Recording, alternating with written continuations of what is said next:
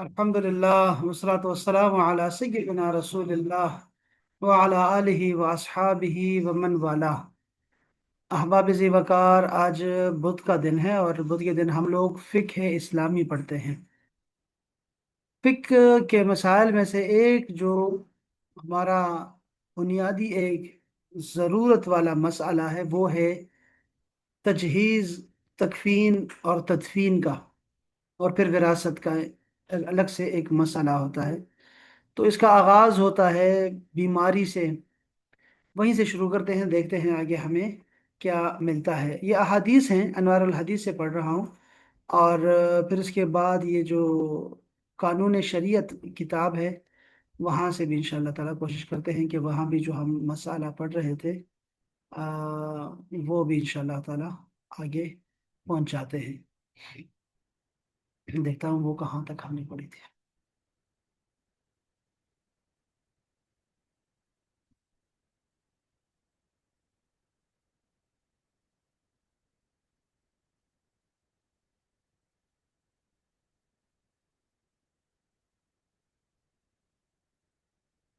चलिए पहले शुरू करते हैं, फिर देखते हैं इंशाअल्लाह।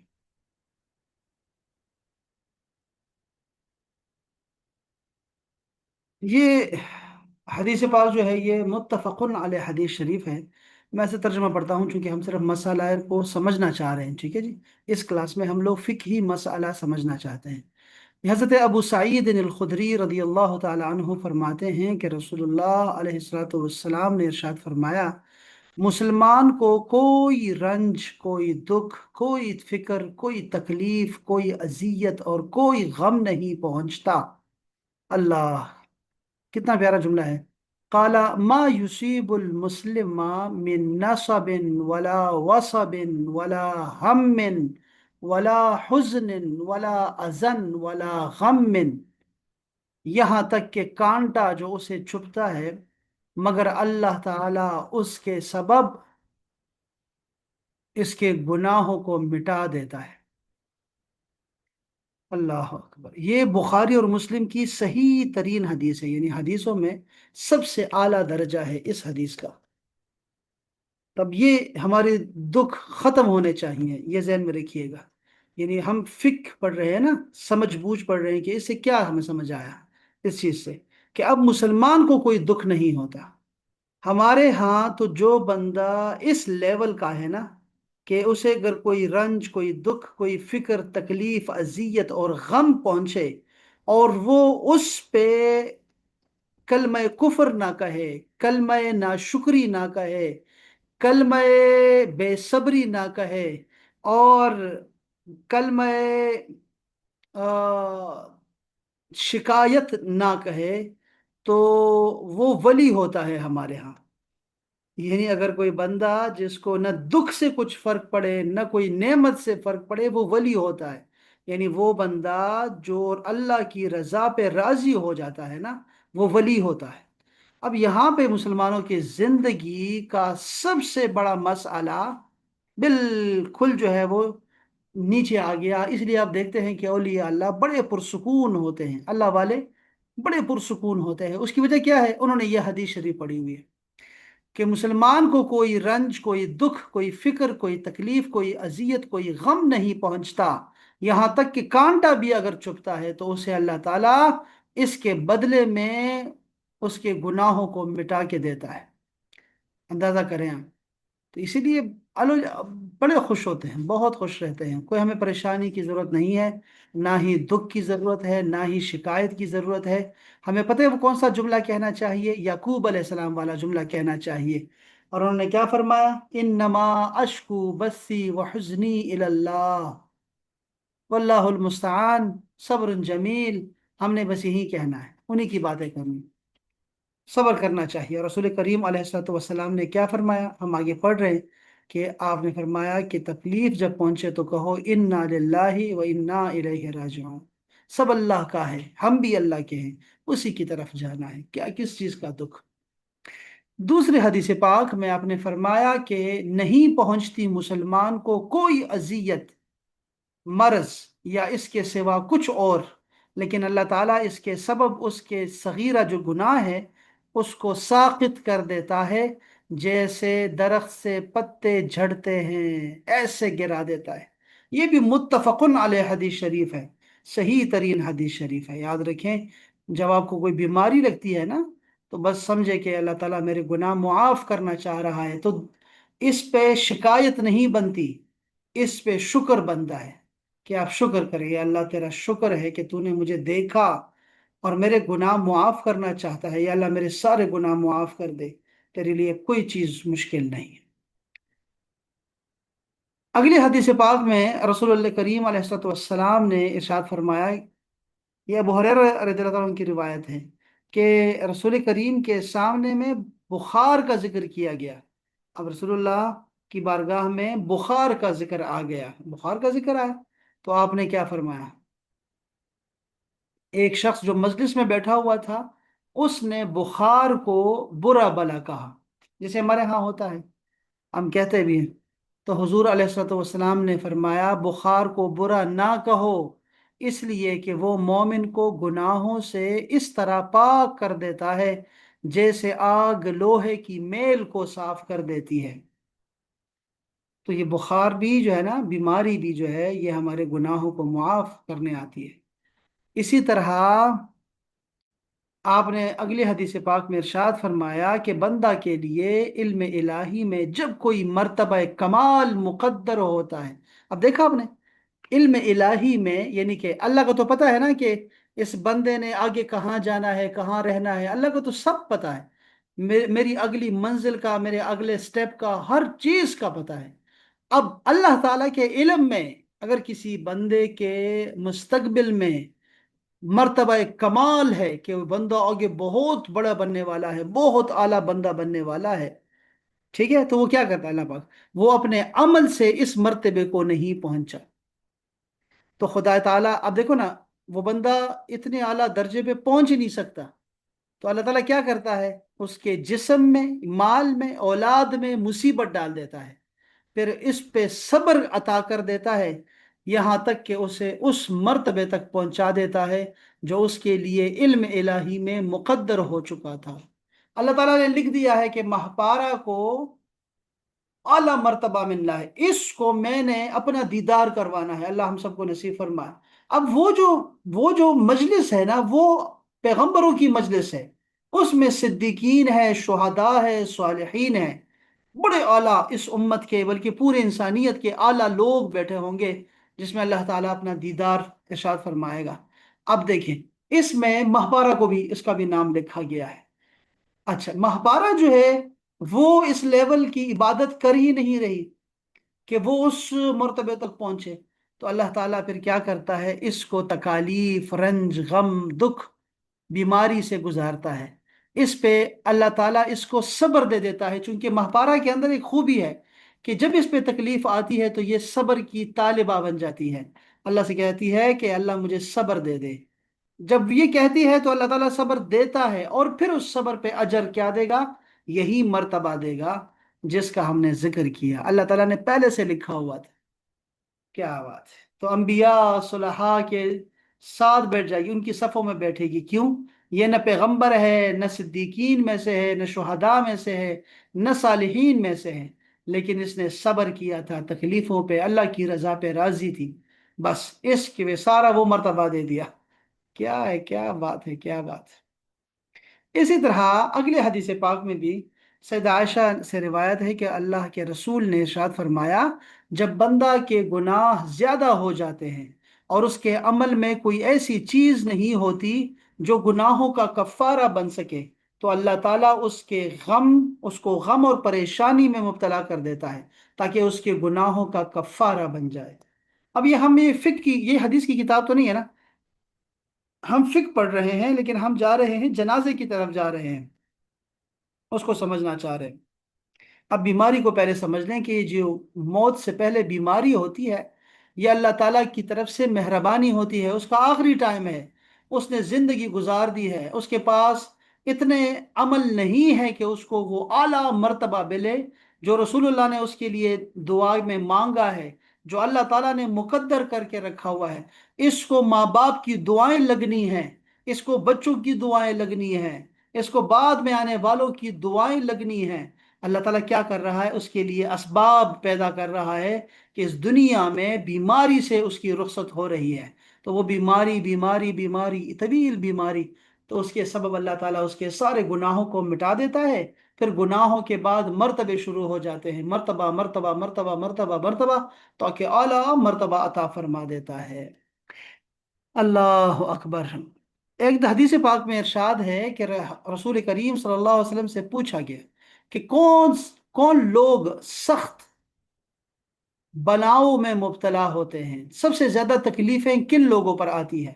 آپ نے فرمایا انبیاء کرام، پیغمبروں پہ سب سے زیادہ تکلیفیں آتی ہیں۔ اندازہ کریں، یعنی پیغمبر وہ ہوتے ہیں جن پہ اللہ کی طرف سے وحی آتی ہے، اللہ کا سلام آتا ہے، فرشتے نازل ہوتے ہیں ان پہ، اندازہ کریں ان پہ سب سے زیادہ تکلیفیں آتی ہیں۔ پھر ان کے بعد جو افضل ہوتے ہیں، پھر ان کے بعد جو افضل ہوتے ہیں، یعنی حسب مراتب آدمی دین کے ساتھ جیسا تعلق ہوتا ہے اسی اعتبار سے بلا میں مبتلا کیا جاتا ہے۔ اگر دین میں سخت ہے تو بلا بھی اس پر سخت ہوگی، اور اگر دین میں کمزور ہے تو اس پر آسانی کی جاتی ہے۔ یہی سلسلہ ہمیشہ رہتا ہے، یہاں تک کہ زمین پر وہ یوں چلتا ہے کہ اس پر کوئی گناہ نہیں رہتا۔ اب یہ حدیث شریف جو میں نے آپ کو سنائی ہے لفظاً لفظاً دیکھیں تو یہ ترمذی، ابن ماجہ، دارمی کی حدیث پاک ہے، اندازہ کریں اسے ستہ کی حدیث شریف ہے۔ تو اب اس پہ ہمارا ایمان ہونا چاہیے کہ تکلیفوں میں مبتلا یہ دنیا دار لوگ نہیں ہوں گے، مصیبتیں ان لوگوں پہ نہیں آتی۔ ابھی سیلاب آیا تو غریب بیچارہ جو ہے وہ مارا گیا نا، غریبوں پہ تکلیف آئی۔ اب وہ جو بندہ اپنے اے سی میں بیٹھا ہوا ہے اپنے پڑوسی سے بے خبر، اس پہ کیا تکلیف آنی تھی؟ تو غریبوں پہ تکلیف آتی ہے، نیک لوگوں پہ تکلیفیں آتی ہیں۔ اچھا، اسی طرح اگلے حدیث پاک میں رسول اللہ صلی اللہ علیہ وسلم نے ارشاد فرمایا کہ خدائے تعالی کی راہ میں قتل کے علاوہ 7 شہادتیں اور ہیں۔ جو طاعون سے مرے شہید ہے، جو ڈوب کر مرے شہید ہے، جو ذات الجنب نمونیا میں مرے شہید ہے، جو پیٹ کی بیماری میں مرے شہید ہے، جو آگ میں جل جائے شہید ہے، جو عمارت کے نیچے دب جائے شہید ہے، جو عورت بچہ کے پیدائش کے وقت مر جائے شہید ہے۔ اس کو امام مالک نے موطا میں، ابو داود نے مشکات شریف نے اس کو روایت کیا ہے۔ اب یہ تو یہاں تو 7 لکھے ہیں اس حدیث پاک میں، باقی حدیث میں بھی موجود ہے۔ کل ملا کے امام سیوطی نے تقریباً 45 کے قریب شہداء لکھے ہیں، جو حکمی شہادت ہوتی ہے کہ اللہ تعالیٰ ان کو شہیدوں کے مرتبے میں رکھے گا۔ یہ وہ لوگ ہیں جن کا مرنا بنتا نہیں تھا، مر گئے، وہ لوگ شہید ہیں۔ اللہ، تو یہ تکلیفیں ساری آتی ہیں احباب، یہ اس کو آپ اپنے اوپر جو ہے نا اللہ کی رحمت سمجھیں۔ اب اس سے یہ جو ہم نے احادیث پڑھی ہیں اس سے پتہ کیا لگا؟ بیماری بظاہر تکلیف پہنچتی ہے، لیکن حقیقت میں وہ بہت بڑی نعمت ہے جس سے مومن کو ابدی راحت اور آرام کا بہت بڑا ذخیرہ ہاتھ آتا ہے۔ اس لیے کہ یہ ظاہری بیماری حقیقت میں روحانی بیماریوں کا سب سے بڑا زبردست علاج بھی ہے، گناہوں کا علاج ہے۔ بیماری تو ہے نا، گناہوں کا علاج یہ ہے، بشرطے کہ آدمی مومن ہو اور سخت سے سخت بیماری میں بھی شکر اور صبر سے کام لے۔ اگر صبر نہ کرے بلکہ جزع فزع کرے تو بیماری سے کوئی معنوی فائدہ نہ پہنچے گا، ثواب سے محروم رہ جائے گا۔ بعض نادان بیماری میں نہایت بے جا کلمات بول اٹھتے ہیں، اور بعض خدا تعالیٰ کی جانب ظلم کی نسبت کر کے کفر تک پہنچ جاتے ہیں۔ یہ ان کی انتہائی بدبختی اور دنیا اور آخرت کی ہلاکت کا سبب ہے۔ تو یہ بات آپ کو سمجھ آ گئی احباب کہ بیماری جتنی بھی آپ کو آئے گی نا، مرنے سے پہلے تکلیفیں آتی ہیں، بینائی چلی جاتی ہے، شوگر ہے، بی پی ہے، معذوری ہے، محتاجی ہے، اور کتنے کیا کیا آپ برداشت کر رہے ہیں، یہ سب اس لیے ہے کہ اللہ تعالیٰ آپ کے گناہ معاف کرنا چاہتا ہے۔ ایک حدیث پاک میں آتا ہے کہ میرے ابھی آگے آئے یہ حدیثیں آئیں گی انشاءاللہ، رسول کریم علیہ الصلوۃ والسلام نے ارشاد فرمایا، میری امت پہ اللہ پاک نے رحم فرمایا کہ یہ اپنے पहाड़ जैसे गुनाहों के साथ कब्र में जाएगा उम्मती मेरा, और कयामत के दिन पाक उठेगा गुनाहों से। और ये होगा कि उनके लिए लोग इस्तिगफार पढ़ते होंगे, दुआएं करते होंगे। अच्छा, बीमारी में क्या करना है, अब ये फिक की बात है। अब हम समझना चाहते हैं कि बीमारी में अब क्या करना है। एक तो यह है कि मरीज सब्र करेगा। अब ये है कि हम पे क्या हुकूक हैं। तो हज़रत अली शेर खुदा ने इरशाद फरमाया है कि मैंने रसूल करीम अलैहिस्सलाम को फरमाते हुए सुना है कि जब कोई मुसलमान अपने मुसलमान भाई की सुबह के वक़्त इयादत करता है तो शाम तक 70,000 फरिश्ते उसके लिए रहमत और मग़फ़िरत की दुआ करते हैं। और जो शाम के वक़्त इयादत करता है उसके लिए 70,000 फरिश्ते सुबह तक दुआए मग़फ़िरत करते हैं। और उसके लिए जन्नत में एक बाग भी है। यह है तिरमिजी और अबू दाऊद की हदीस शरीफ है, सहाह सित्ता की हदीस पाक है। तो इसका मतलब ये हुआ कि हमें वैसे भी अस्पताल का विजिट करना चाहिए। एक महीने में एक दफा अस्पताल का विजिट करें ना अहबाब, जरा सरकारी अस्पताल का, आपको अंदाजा हो जाएगा कि आप कितने लकी हैं। लेकिन अब मुसीबत यह है कि हम जाते नहीं हैं अस्पताल, साल हा साल नहीं जाते, तब जाते हैं जब खुद बीमार होते हैं। हमें जाना चाहिए ताकि हमें शुक्र आए, सब्र आए।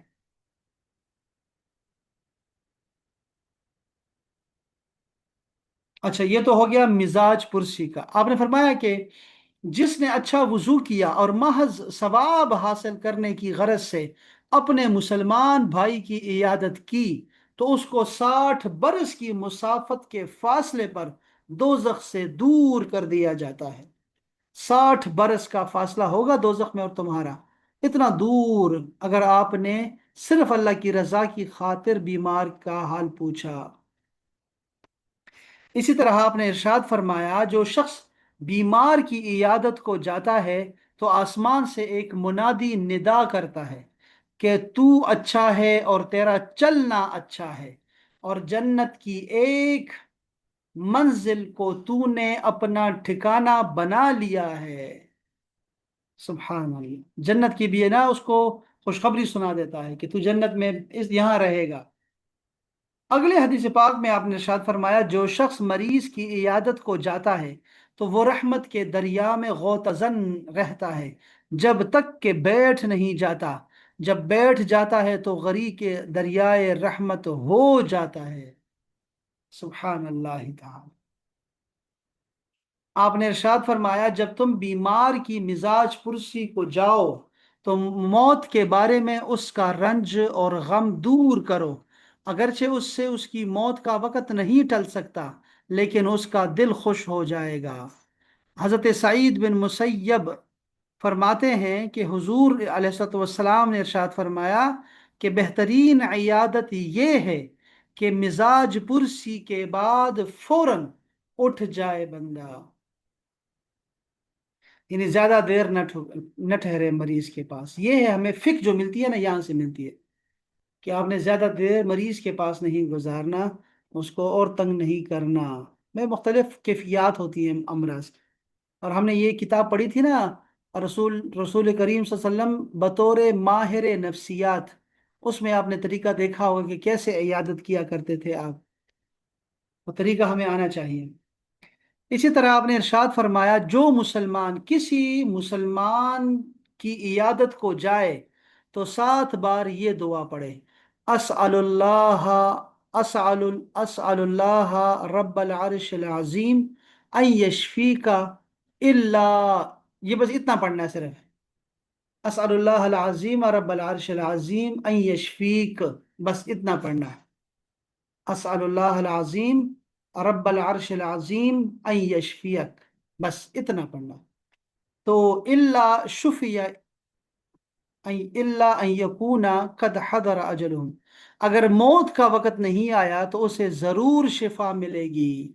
ये दुआ पढ़नी है, ठीक है। ये हदीस पाक मैं लिख देता हूँ आपको अभी। ये दुआ पढ़नी चाहिए। और भी बहुत सारी दुआएं हैं, तुहूरुन इंशाअल्लाह, इंशाअल्लाह मर्ज जाता रहे।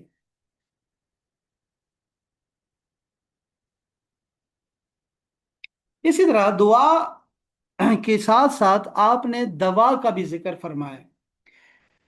آپ نے ارشاد فرمایا کہ خدا تعالی نے کوئی ایسی بیماری پیدا ہی نہیں کی جس کی شفا یعنی دوا نہ اتاری ہو۔ یہ بخاری شریف کی صحیح حدیث شریف ہے۔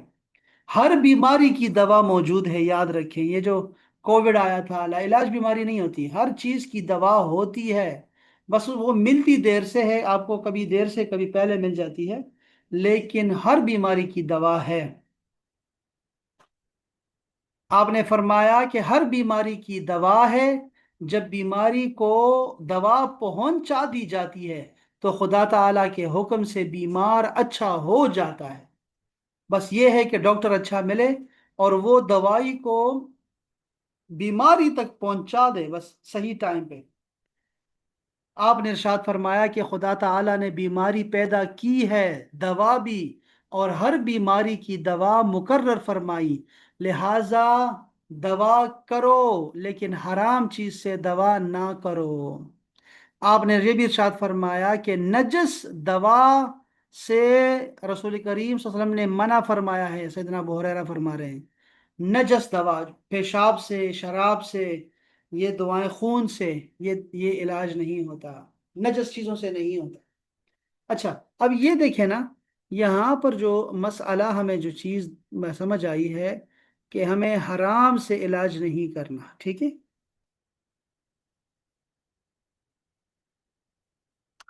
بقدر ضرورت تو مردار بھی حرام حلال ہو جاتا ہے نا، جان بچانے کے لیے۔ تو اگر دوائی میں کچھ ایسی چیز ملا دی ہے جس سے مریض جو ہے وہ اچھا ہو سکتا ہے نا، تو یہ ابھی جتنے بھی یہ جو دوائیاں آتی ہیں نا، یہ کھانسی کی دوائیں آتی ہیں، یہ ساری دوائیاں جو ہیں وہ آپ دیکھتے ہیں تو یہ ساری کی ساری اس میں الکوہل استعمال ہوتا ہے۔ جس دوائی میں شراب ڈالی جائے،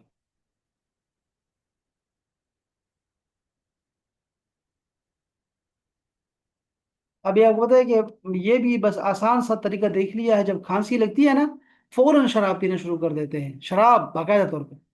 یہ کہتے ہیں کہ الکوہل جو ہے اس کی بہت ساری قسمیں ہوتی ہیں۔ ایک وہ جو منقع انگور، کشمش یا کھجور کے شراب سے حاصل کی گئی ہو، یہ بالاتفاق ناپاک بھی ہے، حرام بھی ہے، اس کا استعمال اور اس کی خرید و فروخت ناجائز ہے۔ ٹھیک ہو گیا نا؟ اچھا، دوسری کون سی الکوہل ہے؟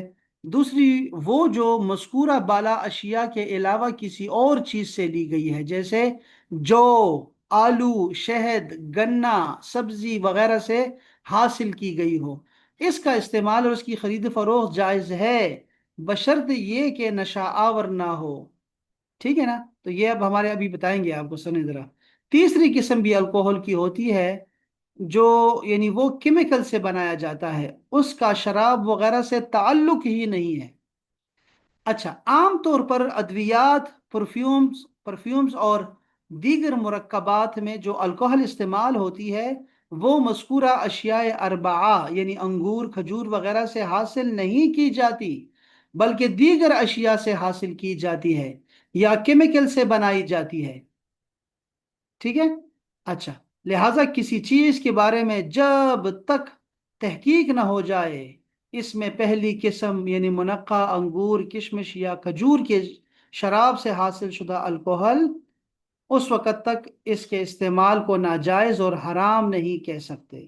لہذا صورت مسئولہ میں دوائی میں الکوہل کی پہلی قسم اگر ڈالی جاتی ہے تو اس کا استعمال کرنا اور اس کی خرید و فروخت منع ہے، ناجائز ہے۔ اگر اس کے علاوہ کوئی اور قسم کی الکوہل ڈالی جاتی ہے تو اس کا شرعاً استعمال جائز ہے۔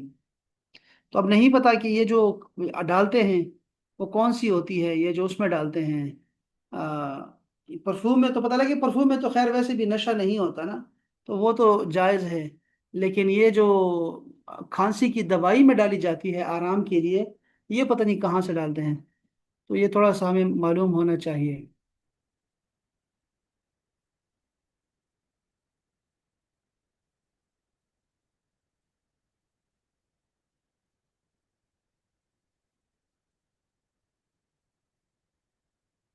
جیسے کھانسی کی دوائی کا نام کیا ہے، کوئی بتائے گا؟ کوئی دوائی، کون سی دوائی ہے کھانسی کی؟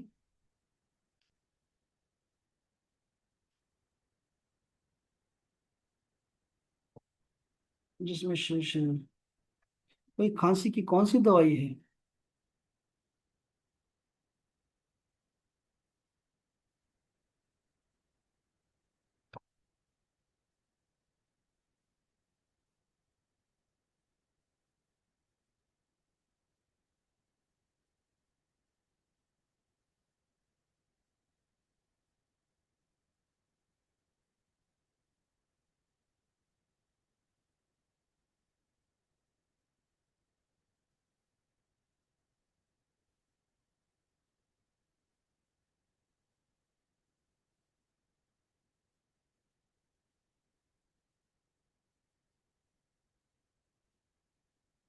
کہہ رہے ہیں کہ پلمونال جو شربت میں پینے والی روایتی شراب یا الکوہل نہیں ڈالی جاتی، یہ کھانسی اور نزلہ زکام کے لیے استعمال ہونے والی ایک عام اور کیا ہے، قانونی دوا ہے جس میں مختلف کیمیکل اور طبی اجزاء ڈالے جاتے ہیں۔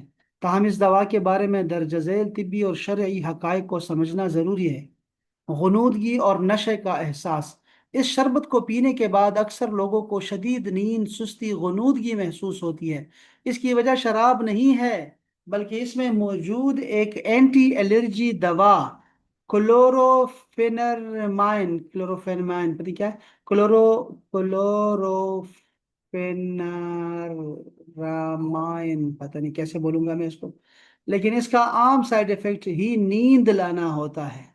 ٹنکچر کا استعمال: پلمونول کے کچھ فارمولیشنز میں بوٹیوں کا نچوڑ نکالنے کے لیے بہت معمولی مقدار میں یہ جو ٹی آر سینیگا ٹیکچر کیا ہے، ٹنکچر سینیگا استعمال ہوتا ہے۔ یہ جو ٹنکچرز کو بنانے میں سائنسی یا کیمیکل الکوہل بطور سالوینیٹ، پتہ نہیں کیا کیا ٹرمنالوجیز ہے یار، حل کرنے والا مادہ استعمال ہوتا ہے۔ علماء کا فتویٰ کیا ہے کہ ایسی ادویات جن میں انگور یا کھجور والی شراب نہ ہو بلکہ دوا سازی کی ضرورت کے لیے کیمیائی الکوہل استعمال کی گئی ہو، ان کا علاج کی غرض سے ضرورت کے وقت استعمال کرنا جائز ہے۔ تو اس میں نشہ شامل والے غلط ہے، ٹھیک ہے اس میں، اور کیا ٹھیک ہو گیا؟ جو سیریلون ہے، جیسے سیریلون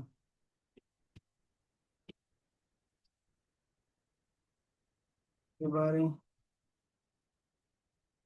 میں،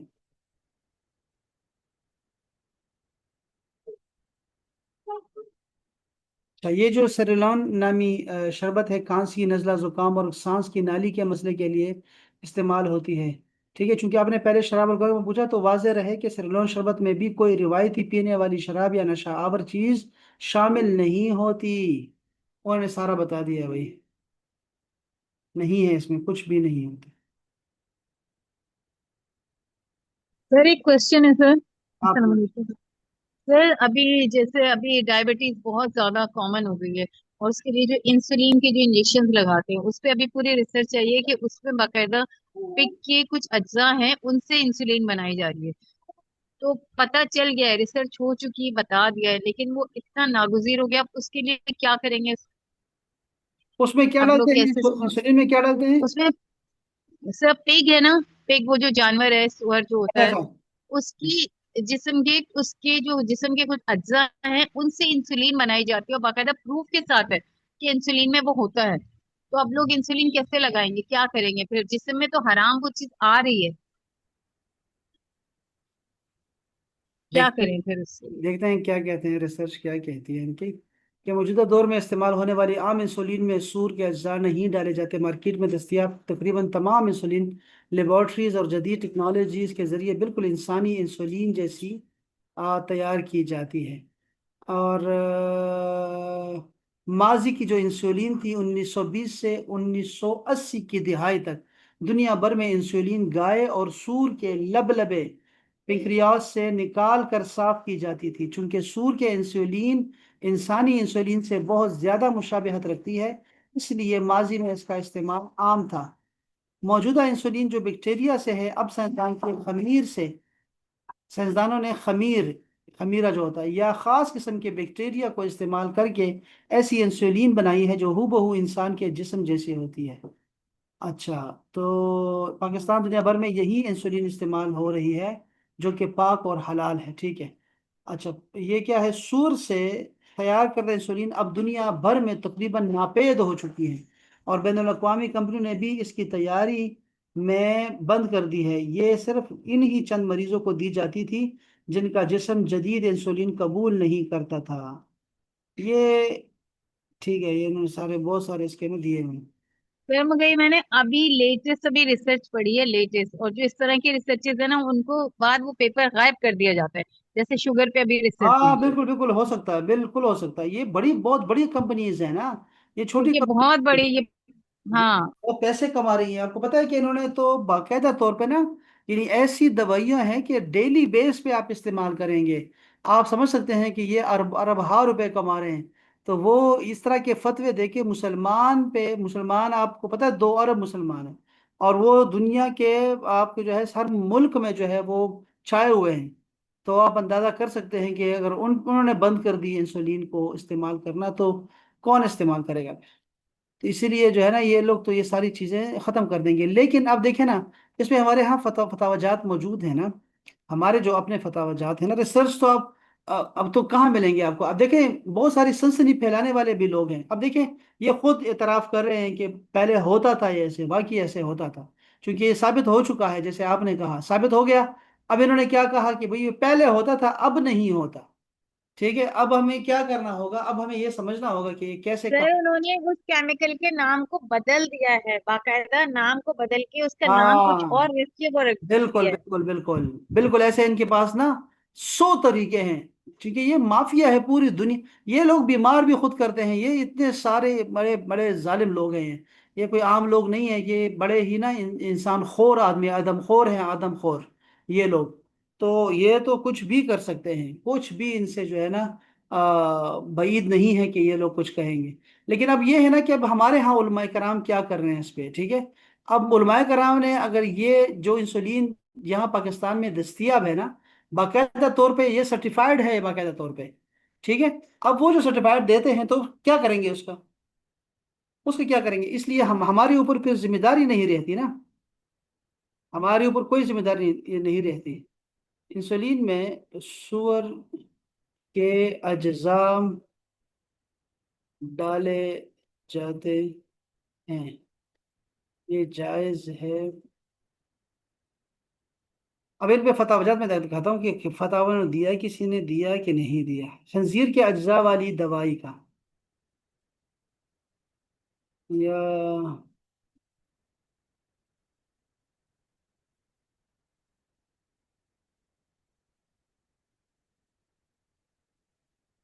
یہ دیکھیں نا، اب یہ دے رہے ہیں سر، یہ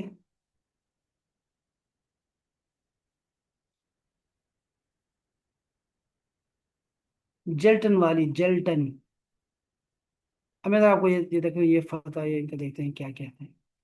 واضح رہے کہ کسی بھی حرام چیز کو بطور دوا استعمال کرنا بھی حرام ہے، الا یہ کہ بیماری مہلک یا ناقابل برداشت ہو، اور مسلمان ماہر جو دیندار طبیب یہ کہے کہ اس بیماری کا علاج کسی بھی حلال چیز سے ممکن نہیں، اور غالب گمان ہی ہو جائے کہ شفا حرام چیز میں ہی منحصر ہے، تو کوئی متبادل موجود نہیں، تو مجبوراً دوا اور علاج بقدر ضرورت حرام اشیاء سے استعمال کرنے کی گنجائش ہے، ورنہ تو نہیں ہے، ٹھیک ہے۔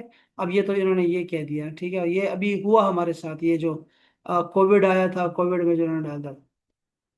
اچھا یہ دیکھیں، یہ کل ایک ڈاکٹر صاحب سے ملاقات ہوئی، انہوں نے کہا کہ شوگر والے بندے جو انسولین لگاتے ہیں ان کو انسولین نہیں لگانی چاہیے، وہ خنزیر سے بنتی ہے، حرام ہے، خنزیر حرام ہے، اس کے بارے میں کیا حکم ہے؟ تو وہ شیخ صاحب فرماتے ہیں کہ میرا چونکہ کچھ حکماء اور اطباء کے ساتھ بھی تعلق ہے، ان کا بھی کہنا یہی ہے کہ یہ انسولین سے گریز کرنا چاہیے، لیکن سوال یہ ہے کہ اگر انسولین نہ لگائیں تو پھر کیا کریں؟ اس کے لیے پھر کچھ مختلف طریقہ کار ہے۔ رب کائنات نے ہمارے جسم کے اندر ایسا سلسلہ رکھا ہوا ہے کہ ہمارا جسم بذات خود شوگر کو کنٹرول کرتا ہے، قابو کرتا ہے، تو اس سلسلے کو متحرک کیا جائے تو انسولین کی ضرورت پیش نہیں آئے گی۔ मसला ये है ना कि अभी हमारे पास आप क्या आपने जब रिसर्च की है तो हमारा है कि हम हमारा बताओ कि अगर आपने रिसर्च की उस पर तो आप बताया ना मुझे कि इंसुलिन अगर नहीं है तो क्या करेंगे। सर इस पे बहुत तवील रिसर्च और बहुत डिटेल में रिसर्च मौजूद है कि इंसुलिन जो है ना वो बाकायदा, बल्कि शुगर है ही नहीं। शुगर बीमारी नहीं है, शुगर सिर्फ आप गजा आपने गलत कर ली है। जो आजकल ये पैकेजिंग वाले फूड आ गए हैं, जो फास्ट फूड आ गया, इसकी वजह से, और लोग इतना ज्यादा खाने लग गए हैं कि उसकी वजह से ये बीमारी पैदा होती है, और जिसम में इंसुलिन ज्यादा पैदा होने लगती है। तो इंसुलिन ना लगवाएं, सिर्फ आप अपने डाइट को चेंज करें और थोड़ा सा बॉडी को यूज करें, तो बहुत सारे सैकड़ों लोगों की शुगर रिवर्स हो गई है, ठीक हो गई है बगैर दवाइयों के। अच्छा अब देखे ना जैसे मेरी माँ है, अब उसको इंसुलिन में लगाता हूँ, ठीक है।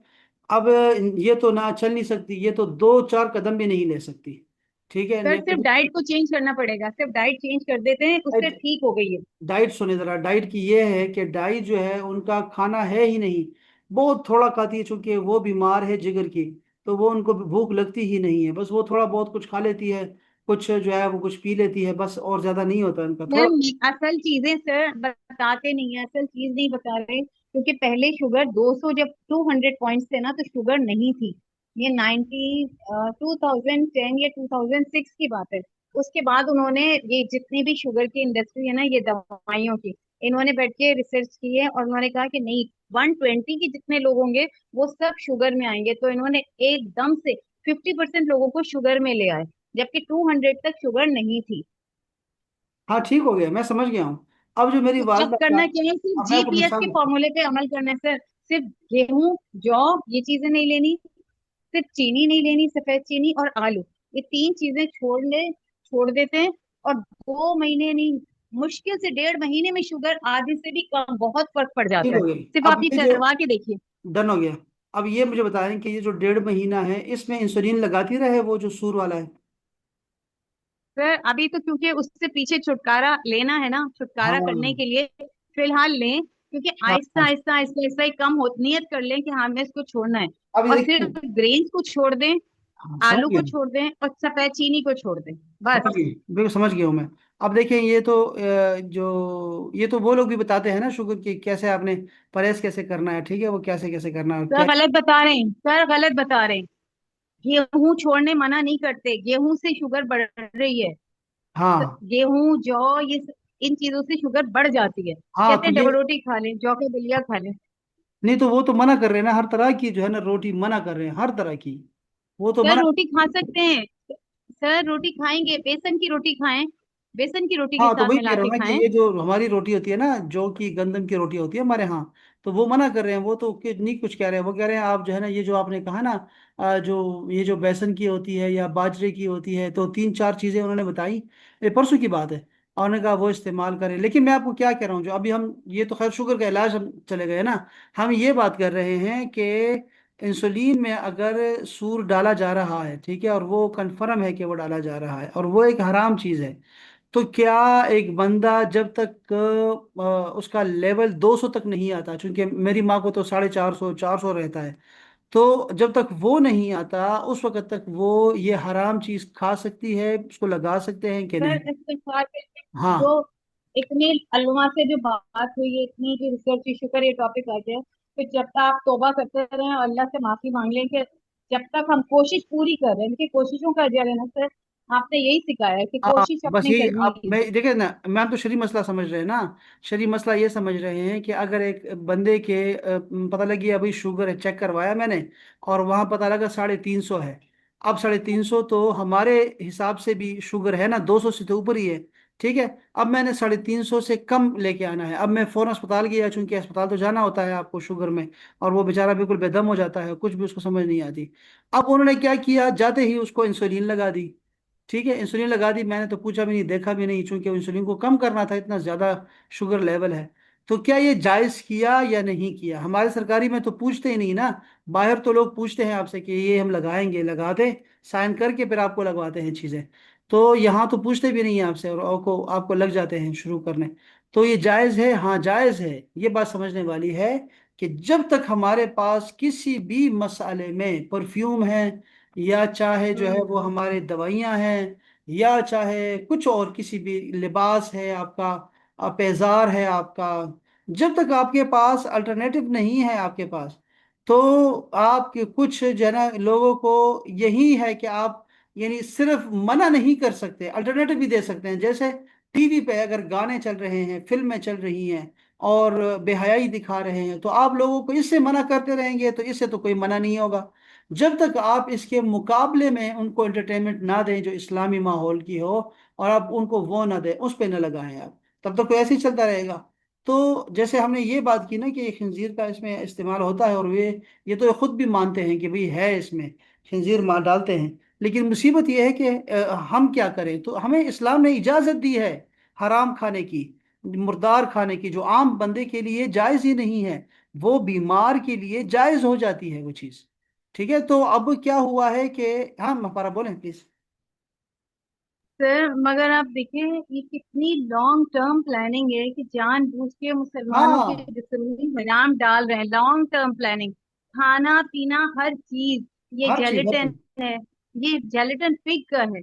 अब उस पे हलाल सर्टिफाइड लिख तो देते हैं, लेकिन है या नहीं है। पूरा मार्शमैलो, बच्चों की हर चीज, बिस्किट्स में शराब डाल के बना रहे हैं सर, हाँ जी, केक्स में शराब डाल के बना रहे हैं। जी जी, बिल्कुल बिल्कुल, ये दवाइयों में डाल रहे हैं, मैं कह रहा हूँ ना आपको, नहीं हर चीज में डाल रहे हैं, हर चीज में दे रहे हैं, और ये इनकी प्लानिंग है। हम क्या ये कर रहे हमें हैं? हराम वो खिला के देखे ना, गंदगी और बेहयाई तो हमारे उसमें डाल रहे हैं ना। जब हम खाएंगे गंदा तो बेहयाई आएगी लाजमी। शाबाश शाबाश, और ये चीज इसलिए मना थी ना, हम उलमा कराम तो यही हमें बताते रहे। लेकिन अब ये देखे ना लड़की, वो क्या कर रहे हैं हमें ये पता लग गया, हम क्या कर रहे हैं ये हम मालूम नहीं करना चाहते। हम इस पे बात नहीं करना चाहते कि हम क्या कर रहे हैं। हम कुछ भी नहीं कर रहे, हम बैठे हुए हैं हाथ पे हाथ रख के, और कोई मयारी चीज नहीं बयान कर रहे, बना रहे।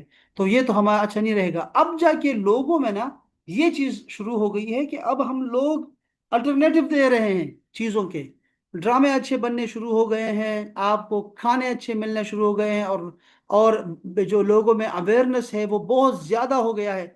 बनिस्बत 2000 से पहले के लोगों के, उनको अवेयरनेस नहीं थी इन चीज़ों की। लेकिन हमारे, उनके पास खाने भी अच्छे थे वैसे, उनके पास पहुंचती हुई चीज़ें नहीं थी। हमारा तो उन्होंने तबाह बर्बाद कर दिया है ना, हम तो खाते ही बाहर का हैं, और हर चीज़ में उन्होंने डाल दिया हुआ है। आप केचप खा रहे हैं बाहर से, शरबत पी रहे हैं, आप पेप्सी पी रहे हैं, आप ठंडा गरम जो भी खा रहे हैं, सब उनका डिजाइन किया हुआ है। आप बस जो चीज हमारी डिजाइन की होती है हम वो पसंद ही नहीं करते, हमारे बच्चे पसंद ही नहीं करते, पता नहीं क्या मुसीबत है। अजीब बात यह है कि जो छोटे बच्चे होते हैं वो, उनको वही चीजें पसंद आती हैं, और वो ऐसा टेस्ट जो है वो बना देते हैं कि उसके बगैर बच्चों को मजा ही नहीं आता, चाहे माँ बाप सर कितना क्योंकि भी हो। हम मेहनत नहीं कर रहे, माँ बाप मेहनत नहीं कर रहे। हाँ, माँ बाप अपने कंफर्ट जोन में बैठ जाते हैं, शाबाश, ये मैं वो कह मेहनत रहा करके नहीं हूँ। दे रहे। इसी तरह हमारे डॉक्टर्स भी, हमारे उलमा भी, सब जो है ना वो सुस्ती का शिकार है। यानी हम लोग उस लेवल का मुकाबला ही नहीं कर रहे जो हमें करना चाहिए, जिस लेवल का ना, हम आराम से बैठे हुए हैं, और वो लगे हुए हैं, मुसलसल रिसर्चेस कर रहे हैं, बीमारियां बना रहे हैं, और फिर दवाइयां बेच रहे हैं, बीमारियां बना बना के हमें दे रहे हैं। और हम लोग जो है ना देख रहे हैं, ये वायरस कौन लेके आता है लैपटॉप में, मोबाइल में वायरस कौन लेके आता है, यही लोग लेके आते हैं, और फिर हमें एंटीवायरस देते हैं कि ये एंटीवायरस ले लो। तो अब वो आपको दोनों पे पैसे खर्च करने होते हैं। अब बड़ी मुसीबत है, बहुत ज्यादा मुसीबत है। और बस यही है ना सर कि, हमें जहन साजी करनी पड़ेगी कि हमें लड़ाई लड़नी है। हम लड़ सकते हैं और जीत भी हाँ सकते हैं। हाँ जी, उसमें ये देखे ना अब समय, देखो हमारी ये लड़ाई जो है ना, हमारी ये नहीं ऐसे नफरतों से नहीं है, हमारी लड़ाई जो है वो तो ये है कि हम कुछ उनसे अच्छा दें, लोगों को, दुनिया को दें। और उस पर अभी अभी काम शुरू हो चुका है, ये जो सदी शुरू हुई है ना, तो इसमें काम शुरू हो चुका है अल्हम्दुलिल्लाह, बहुत ज्यादा काम हो रहा है हर तरफ से। बहुत सारे लोग जो है ना अब जागे हुए हैं और काम कर रहे हैं, और उनको भी पता है हमारी मुस्लिम उसका कम्युनिटी का, कि ये जो है ना ये लोग बड़े पक्के हैं अपने दीन के। मुसीबत कहाँ है महपारा, मुसीबत हमारे हुक्मरानों में है, जो लोग अथोराइज करते हैं, इन चीज़ों को लेके आते हैं, और फिर अपने फायदे की खातिर इसको आम लोगों को दे रहे हैं। तो आपको पता है कि हमारे साथ क्या कौन कर रहा है, यही कर रहे हैं हमारे साथ। यानी जिन लोगों ने मना करना था ना, हम लोग मना नहीं कर सकते, मार्केट में कैसे चीजें पहुंच गई, ये लोग लेके आते हैं, ये लोग लेके आते हैं, ये लोग जिनको हम मुहाफिज समझ रहे हैं, اور जिनको हम समझ रहे हैं कि ये लोग हमें बचाएंगे, डॉक्टर्स हैं और ये समझदार हैं, उलमा हैं, वो सबको पैसे लगा दिए हुए हैं। हर चीज में पैसे लगा, इतनी इतनी तनख्वाहें दे रहे हैं कि वो कहते हैं कि यार ऐसी तनख्वाह कहाँ मिलनी। एसी दे दिया, बाहर के टूर करवा दिए, फतवा जारी करवा दिया उनसे। ऐसा हो रहा है कि नहीं हो रहा है? सर बिल्कुल ऐसा ही हो रहा है, और जो कोई अच्छी चीज बनाने की कोशिश कर रहे हैं उसको वो चीज डिस्प्ले करने नहीं दे रहे। नहीं कर रहे अभी एक हैं, रिसर्च क्या आई थी बात। पानी से गाड़ी चलाने वाले वो साहब की, वो रिसर्च समेत वो बंदा गायब हो गया। गायब, गायब, खत्म। जो बंदा भी अपनी टेक्नोलॉजी खुद बनाएगा ना, लेकिन ये सर हिम्मत तो हारनी नहीं है ना, कुछ कोशिश तो नहीं, कुछ करते नहीं। रहना है, रेजिस्ट तो हर करना बंद है। ये लोग ये नहीं खत्म कर सकते ये चीज, इसलिए अवेयरनेस बढ़ गई है ना। हर चीज, हर बंदा लगा हुआ है। ये बिजली हम खुद बना सकते हैं, हमारे छोटे छोटे बच्चे जो है ना वो भी बना सकते हैं ये बिजली बनाना। तो वो नहीं छोड़ते, किसी को छोड़ते ही नहीं है आपको बिजली बनाने।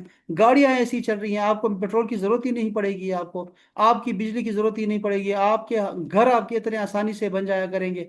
हर चीज मौजूद है। कौन जाति कर रहा है हमारे साथ? हमारे अपने जाति कर रहे हैं। हम उलमा को भी अपना समझते हैं, उलमा हमारे साथ जो कर रहे हैं वो हमें हरामों में डाल रहे हैं। ये सूद के दरवाजे किसने खोले हम पे? ये सूद के दरवाजे उलमा ने ही खोले हैं। उन्होंने इसका नाम ही चेंज कर दिया है, सूद रखा ही नहीं है कि ये सूद ही नहीं है सिरे से। सूद की तारीफ पढ़े ना जरा किताबों में, पढ़े ना जरा, पढ़े ना, पढ़े ना। ऐसी गुंजाइशें निकाल देते हैं कि आप हैरान हो जाएंगे, कहेंगे यार ये क्या हो रहा है। तो बस हमारे साथ जो हो रहा है ना, वो हमारे। चलिए, तो वही हीले वाली बात हो गई सैटरडे को, वही सब वाली, मछली का शिकार ना करने वाले के हीला निकाल दें, हाँ हीला हाँ, ही तो वही, निकाल लिए। तो ये वही है, वही है, बिल्कुल वही है, बिल्कुल वही है। और इसीलिए जो है ना, मुझे कहता है अजीब बात है यार, आप गली मोहल्ले के मौलवी होकर जो है ना आपने इतनी सख्ती की हुई है लोगों पे, और तकाफुल से और बीमा से, इंश्योरेंस से मना करते हैं, अकाउंट बैंक से मना करते हैं।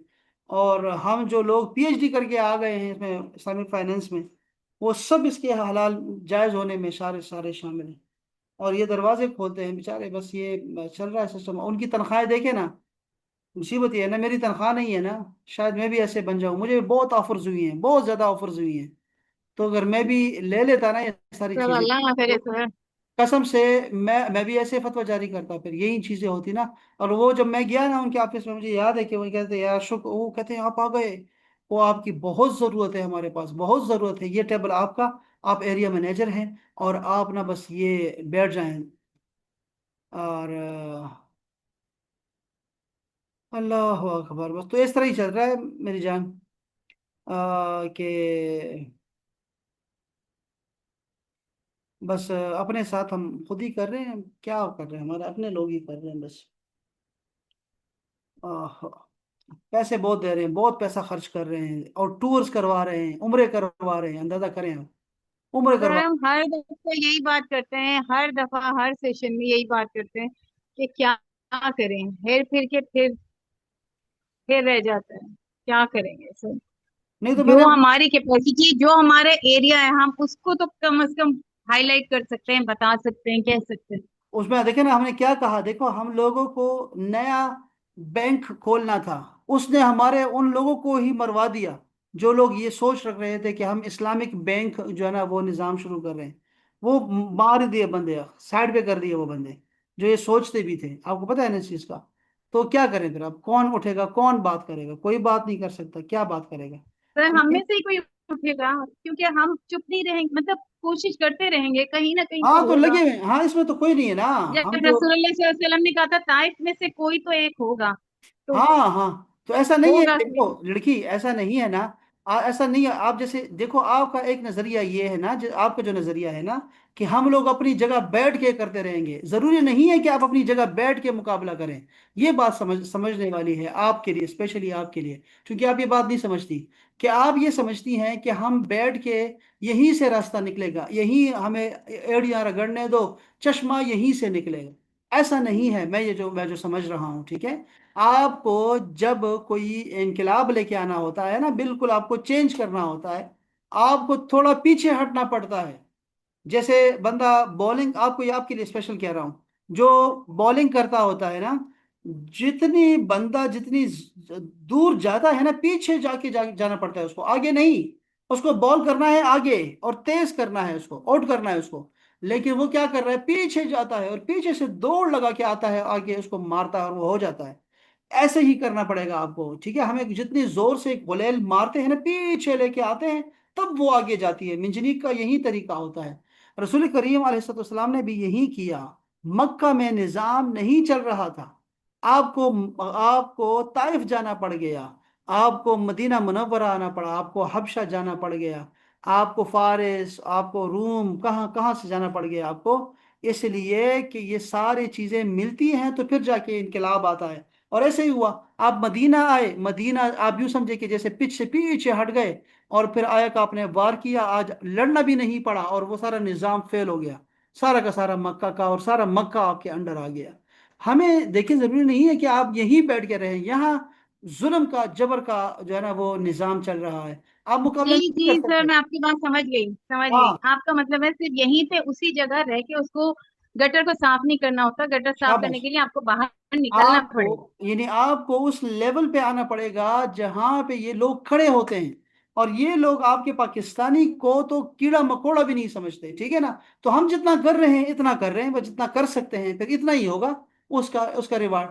لیکن جو لوگ باہر بیٹھ کے کر رہے ہیں نا، یعنی جا کے وہاں جا کے جہاں ماحول اچھا ہوتا ہے، کسی بھی کنٹری میں جا کے، چاہے وہ مدینہ ہو یا چاہے پھر وہ لندن ہو، کہیں بھی بیٹھ کے جہاں پہ ان کو ماحول اچھا ملے گا نا، تو وہ ماحول آپ کی چیز آپ کے لیے بنا دیں گے، یہی مسلمان ہوں گے، یہیں کا فاضل ہوگا، یہیں کا گریجویٹ ہوگا، لیکن باہر جا کے وہ کامیابیاں لے کے آئے گا آپ کے لیے، اور چیزوں کو بدلتا رہے گا۔ اور ابھی بہت اویئرنیس آ گئی ہے اس حوالے سے، درد بھی بہت ہے، سوشل میڈیا نے بھی اس کو اتنا زیادہ ہائی لائٹ کیا ہوا ہے کہ اب جو ہے اس طرح کی سختی ہو ہی نہیں رہی، ہو ہی نہیں سکتی۔